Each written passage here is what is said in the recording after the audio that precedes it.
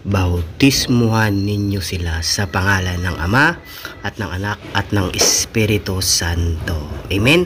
So napakabuti po ng Diyos mga kapatid dahil nandito po tayo sa Iglesia Katolika na kung saan ito po yung totoong nag-iisang Iglesia ng Diyos, kasi ito po yung bautismo na sinusunod natin na kung saan ito po ay pagsunod natin sa kalooban ng ating mahal na Diyos. Amen.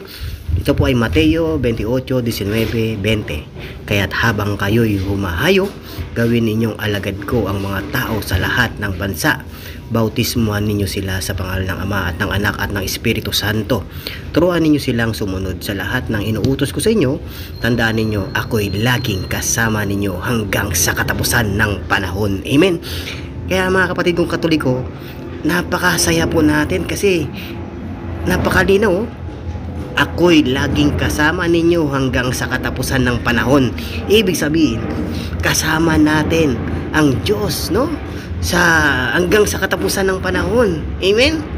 Kaya mga kapatid kong Katoliko, manatili po tayong Katoliko at huwag na huwag po tayong magpapabulag sa ibang pananampalataya, kasi walang ibang tinayo ang ating mahal na Panginoong Jesucristo kundi yung Iglesia Katolika Apostolika Romana. Amen? So, napakalinaw po, Kaya, more prayer, more power, spread love. God bless po sa ating lahat. Ingat po lagi. Bye-bye. Love you all.